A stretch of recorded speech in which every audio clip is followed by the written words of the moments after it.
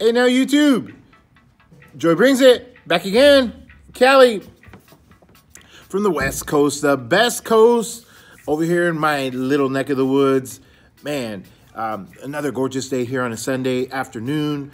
I'm here at work doing a little bit of cleaning, a little bit of getting ready for the week. And hey man, I thought I'd shoot a little video. Hey, shout out to my buddy Kyle, Ground Chuck. How you like the hat?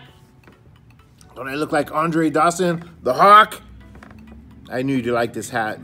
One of my new pickups. Hey man, I'm in the baseball card kind of mood, and I have a little advice to ask from all my YouTube followers, all my YouTube brothers here. My card collecting, especially my vintage forever collectors. I have a question for you guys. I need some advice, and not only that, I want to get a little conversation started. So, the way we say on my channel, here we go. All right, guys, I have a little question, and I hopefully can start a little discussion. What I have heard is the last couple of months or so, I've heard this comment more than once from quite a few of my YouTube buddies on here, talking about if a card is in an old holder and let's say it had a grade of a 6, and I've heard the comment, well, this would never grade a 6 in today's standards, in today's holders. And that's where my question is going to come in. I'm going to show 3 cards, and then we're going to get into it. I want your opinion. First one up, guys. Check this out. I was rummaging through my 1964 Topps box, and I got out 3 cards, 3 of my high-end cards for my collection. 1964 Topps, Frank Robinson, Frankie baby, fantastic, and a PSA near mint to mint plus 8.5. Gorgeous card, man. Frank Robinson, legend, one of the best players of all time.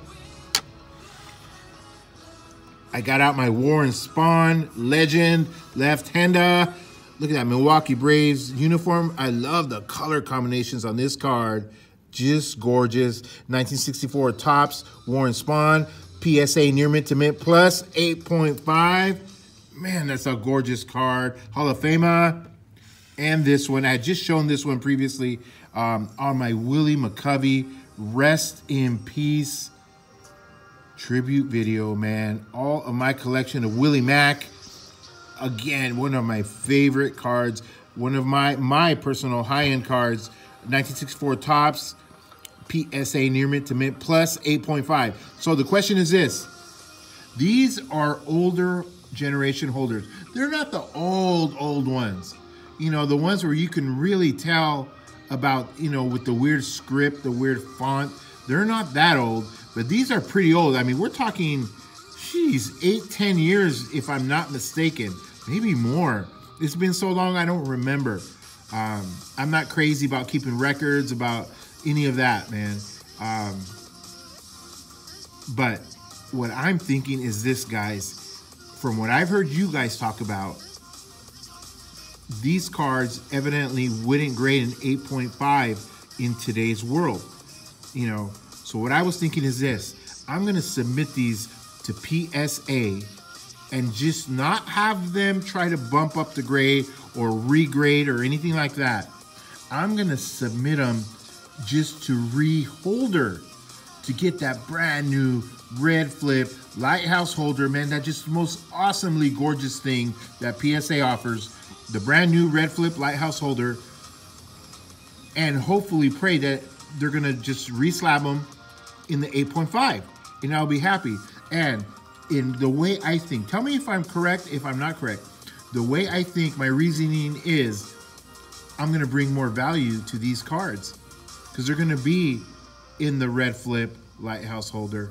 And especially, let's say I were gonna liquidate and sell these cards, especially to a collector who maybe wouldn't know all the subtleties of grading. You know, they're gonna stay with the same, if I'm not mistaken, the same SKU number. So you're gonna be able to tell that this is not a recently graded, it will be recently slabbed. And not everybody's gonna be able to necessarily maybe understand that, and it'll be easier to sell and hopefully it'll garner the same prices as a recently graded PSA 8.5. What do you think? Am I correct? Am I wrong? Am I close? Am I way off? That's why I wanted to make this video, and I want you guys to tell me what you think. Hey man, I am not an expert at grading. I don't do a lot of submissions where we actually grade cards. What I think is I've become very, very knowledgeable on the PSA DNA side, on doing the autographs.